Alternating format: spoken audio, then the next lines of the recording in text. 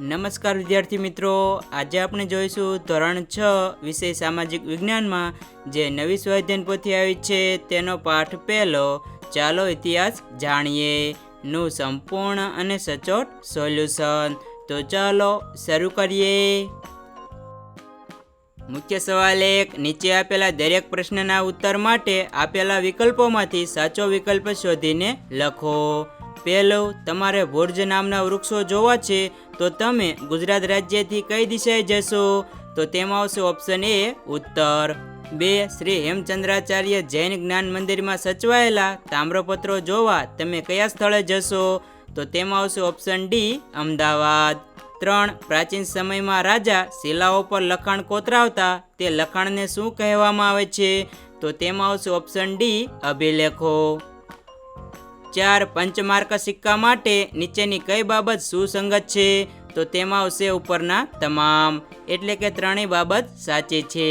5, ગુજરાતમાં અશોકનો શિલાલેખ જોવા માટે તમે કયા જિલ્લામાં જશો? તો તેમાં આવશે જૂનાગઢ। 6, નીચે પૈકી કયા સ્થળે તામ્રપત્રો સચવાયેલા નથી? તો તેમાં આવશે મહાત્મા મંદિર ગાંધીનગર। 7, ઈરાનીઓ સિંધુ નદીને શું કહેતા? તો તેમાં આવશે હિન્ડોસ।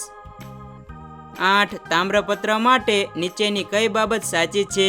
તો તેમાં આવશે ડી, એ અને બી બંને સાચા। 9, પ્રાચીન સમયમાં માનવી નીચે પૈકી શેનો ઉપયોગ કરતો ન હતો?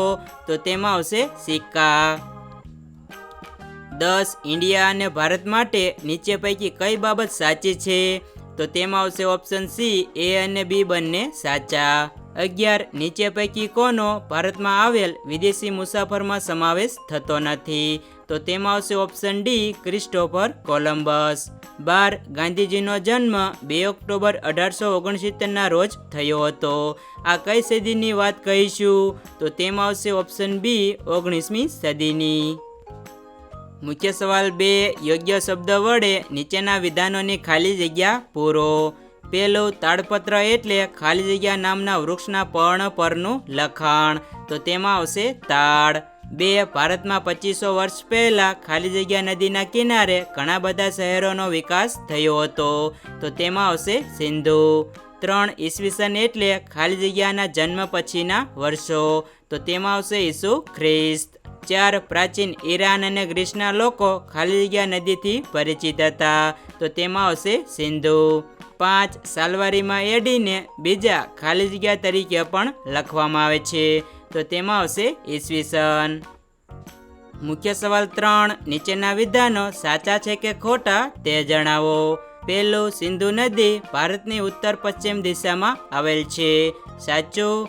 2, તાડ વૃક્ષના પર્ણ પર લખાયેલ લખાણને ભોજપત્ર કહે છે, ખોટું। 3, ભારતમાં સિંધુ નદીના કિનારે આજથી 4500 વર્ષ પહેલા અનેક શહેરો અસ્તિત્વમાં હતા, સાચું। 4, ગ્રીસના લોકો સિંધુ નદીને ઇન્ડોસ કહેતા હતા, સાચું। 5, એડી, એનો અને ડોમિની બંને શબ્દો મૂળ ગ્રીક શબ્દો છે, ખોટું। મુખ્ય સવાલ 4, બંધબેસતા જોડકા રચો। પહેલું, બીસી, તો તેની સામે આવશે 3 નંબર ઈસવીસન પૂર્વે। 2, એડી, તો તેની સામે આવશે 5 નંબર ઈસવીસન। 3, સીઈ, તો તેની સામે આવશે 1 નંબર સાધારણ યુગ। 4, બીસીઈ, તો તેની સામે આવશે 2 નંબર સાધારણ યુગ પૂર્વે। મુખ્ય સવાલ 5, મને ઓળખો। પહેલું, હું પથ્થર પર કોતરીને લખાયેલો લેખ છું। તો તેમાં આવશે શિલાલેખ। 2, હું ભારતની ઉત્તર દિશાની પર્વતમાળા છું। તો તેમાં આવશે હિમાલય। 3, હું ભારતના સૌથી જૂના સિક્કા છું। તો તેમાં આવશે પંચમાર્ક સિક્કા। 4, હું માનવ સમાજનો ભૂતકાળ જાણવા સંશોધન કરું છું। તો તેમાં આવશે પુરાતત્વવિદ। 5, હું પ્રાચીન ગ્રંથ છું, મારામાં ભારત નામનો ઉલ્લેખ થયેલ છે। તો તેમાં આવશે વિષ્ણુ પુરાણ। મુખ્ય સવાલ 6, નીચેની ઘટનાઓ સાલવારી પ્રમાણે ચડતા ક્રમમાં નંબર આપો। પહેલું આવશે સિંધુ નદી કિનારે શહેરોનું નિર્માણ। બીજું આવશે પંચમાર્ક સિક્કાઓનું નિર્માણ। ત્રીજું આવશે ઈસુ ખ્રિસ્તનું જન્મ વર્ષ। ચોથું આવશે ભારત દેશની આઝાદીનું વર્ષ। 5મું આવશે તમારું જન્મ વર્ષ। 6ઠું આવશે ઈસવીસન 2024નું વર્ષ। સાતમું આવશે વિક્રમ સંવત 2082નું વર્ષ. મુખ્ય સવાલ 7, નીચેના પ્રશ્નોના ટૂંકમાં ઉત્તર આપો. પહેલું, ઇતિહાસ જાણવાના સ્ત્રોતો કયા છે?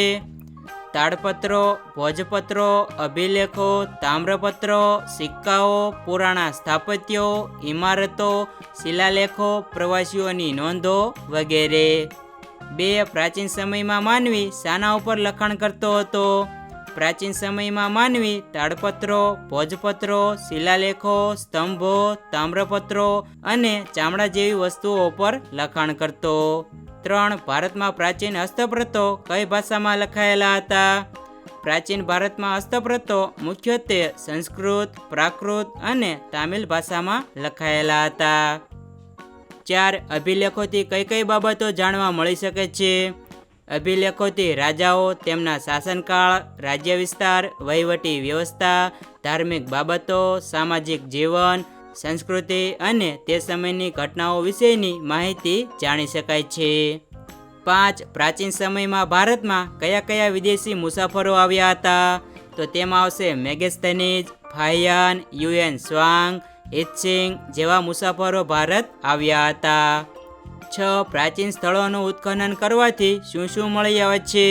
તો તેમાં આવશે ઇમારતોના અવશેષો, સિક્કાઓ, પથ્થર અને ઈંટના બનેલા મકાનો, વાસણો, આભૂષણો, હથિયારો, શિલ્પો અને અન્ય કલાકૃતિઓ મળી આવી છે. 7, પ્રાચીન નગરો મોટાભાગે નદી કિનારે શા માટે વિકાસ પામેલા હતા? કારણ કે નદીઓ પીવા માટે અને સિંચાઈ માટે પાણી પૂરું પાડતી હતી. જમીન ફળદ્રુપ હતી. આ ઉપરાંત નદીઓ માછલી અને અન્ય સંસાધનો પૂરા પાડતી હતી. 8, ભારત ભૂમિનું નામ કેવી રીતે પડ્યું? ભારત ભૂમિનું નામ ભરત નામના રાજા અથવા ભરત નામના કબીલા પરથી પડ્યું હોવાનું મનાય છે. મુખ્ય સવાલ 8, નીચેના શબ્દોની સંકલ્પના સમજાવો. પહેલું, તાડપત્ર. તાડ વૃક્ષના પર્ણ પર લખાયેલી હસ્તપ્રતો એટલે તાડપત્રો. આ પ્રાચીન સમયમાં લખાણ માટે ઉપયોગમાં લેવાતી એક પદ્ધતિ હતી. 2, ભોજપત્રો. ભોજપત્રો એટલે હિમાલયમાં થતા ભુર્જ નામના વૃક્ષની છાલ પર લખાયેલી હસ્તપ્રતો. આ પણ પ્રાચીન સમયમાં લખાણ માટે ઉપયોગમાં લેવાતું એક માધ્યમ હતું. 3, અભિલેખો. અભિલેખો એટલે શિલાઓ અને પથ્થરો પર કોતરેલા લેખો. આ લેખો લાંબા સમય સુધી ટકી રહે છે અને પ્રાચીન ઇતિહાસ, શાસકો, ધર્મ અને સામાજિક જીવન વિશેની માહિતી તેમાંથી મળે છે. 4, તામ્રપત્રો. તામ્રપત્રો એટલે તાંબાના પતરા પર કોતરીને લખેલો લેખ, જેનો ઉપયોગ રાજા મહારાજા દાન કરેલી રકમ કે જમીનની વિગતો તેમાં લખાવતા. મુખ્ય સવાલ 9, માગ્યા મુજબ પ્રવૃત્તિ કરો. તમારા ગામ કે શહેરની આસપાસ જૂના સમયના સ્થાપત્ય કે સંગ્રહાલયની મુલાકાત લઈ માહિતી મેળવી તેના વિશે નોંધ તૈયાર કરો. તો વિદ્યાર્થી મિત્રો, અહીં તમે તમારી રીતે પ્રશ્નનો જવાબ લખી શકો છો.